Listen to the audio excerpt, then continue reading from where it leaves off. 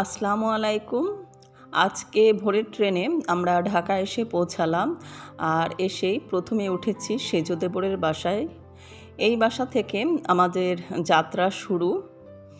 যেহেতু সারারাত সবাই জার্নি করে এসেছি, সুতরাং প্রচুর ক্লান্ত ছিলাম। বাসায় ঢুকে ফ্রেশ হয়ে নাস্তা করে তারপর দিলাম লম্বা একটা ঘুম। আর এখন সবাই মিলে বসে গল্প করছি। আর এই যে ছোট্ট বুড়িটাকে দেখতে পাচ্ছেন, আমার দেবরের ছোট মেয়ে। ও বুঝতে পেরেছে যে আমি ভিডিও করছি, তাই এসে একটু উকি-ঝুঁকি দিচ্ছে। ওকে আমি সারাদিন কখনো খেতে দেখি না, সারাদিন শুধু খেলতেই দেখি। আর কথা পুরাপুরি শেখেনি এখনও, ছোট ছোট করে কথা বলে আর ম্যাক্সিমামটা ইংলিশে বলে। যাই হোক, ছোট বাচ্চা যাই করে দেখতে ভালো লাগে। ঈদের সময় যখন এই বাসায় এসেছিলাম, তখন আমার জায়ের কিছু হাতের কাজ আপনাদের সাথে শেয়ার করেছিলাম। তো এবারও এসে দেখলাম বেশ কিছু জিনিস তৈরি করেছে। এই যে দেখতে পাচ্ছেন যে পটগুলো, এগুলো সব ওর নিজের হাতে তৈরি করা হোয়াইট সিমেন্ট দিয়ে। তো দেখতে কিন্তু খুব ভালো লাগছে। ক্যামেরাতেও ওইভাবে ঠিক বোঝা যাচ্ছে না, ক্যামেরার চাইতে এগুলো বাস্তবে দেখতে অনেক সুন্দর। আর আলমারির সাথে এই যে হুকগুলার সাথে গাছগুলো ঝুলে আছে দেখতে পাচ্ছেন, এগুলো সব হোয়াইট সিমেন্ট দিয়ে এই যে একটা প্লেটার মতো তৈরি করে ছোট ছোট কাচের জার ওর সঙ্গে আটকে দিয়েছে। তারপর গাছ লাগিয়ে দিয়েছে। তো এগুলা খুব ভালো লাগছিল আমার কাছে, তাই ঘুরে ঘুরে দেখলাম আর ভাবলাম একটু ভিডিও করে রাখি, সবাই দেখবে।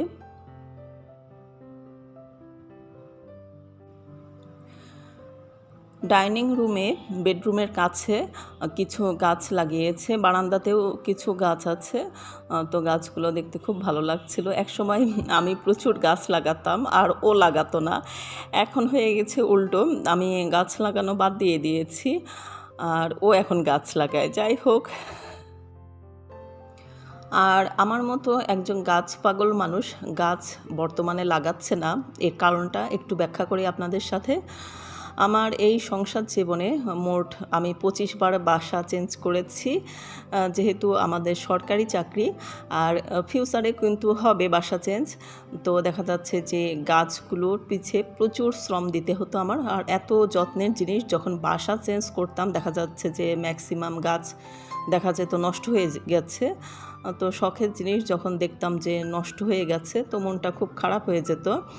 আর দেখা যাচ্ছে যে এই যে ঢাকা থেকে যখন রাজশাহী এলাম, সব গাছগুলো আমার ফেলে দিয়ে আসতে হয়েছে, যেহেতু গাছগুলো নষ্ট হয়ে গিয়েছিল। তো তারপর থেকে চিন্তা করলাম যে আর গাছ লাগাবো না, যেহেতু এত শখের জিনিস যখন নষ্ট হয়ে যায় তো মনটা দেখে খারাপ লাগে। তো তার জন্য এখন গাছ লাগানো বাদ দিয়ে দিয়েছি। তবে একদমই যে বাদ দিয়ে দিয়েছি তা কিন্তু না। আমি যে বিল্ডিংয়ে থাকি সেই বিল্ডিংয়ের আশেপাশে বেশ কিছু ফাঁকা জায়গা আছে। তো সেখানে আমাদের বাসায় যে সিকিউরিটি চাচা আছেন, উনাকে দিয়ে কিছু সবজি লাগিয়েছি। তো মাশাআল্লাহ বেশ সুন্দর সবজি হয়েছে। পরে একসময় আপনাদের সাথে শেয়ার করব। শুধু ছোট মেয়ে সম্পর্কে বলবো, বড় মেয়ে সম্পর্কে বলবো না, তা কি করে হয়? এই যে ক্রেস্টগুলো আপনারা দেখতে পাচ্ছেন, এই ক্রেস্টগুলো হচ্ছে আমার দেবরের বড় মেয়ের।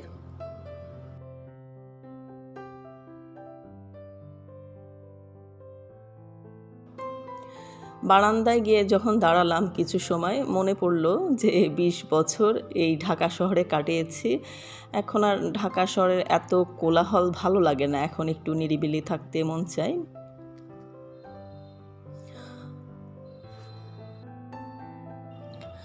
ড্রয়িং রুমে বসে মা হাদিসের বই পড়ছেন আর পাশে তার ছোট্ট নাতনি টিভিতে কার্টুন দেখছে। সারাদিন তার এই চলে।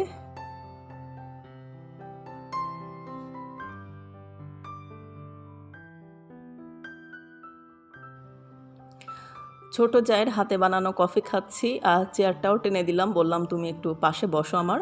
তো বলল না ভাবি, আমি বসলে হয়তো ভিডিওটা খারাপ হয়ে যেতে পারে।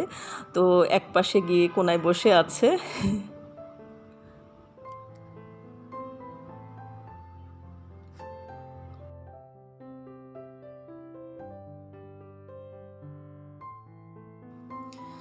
আর এখানে চাচ্চুর পাশে বসে আছে নামিরা।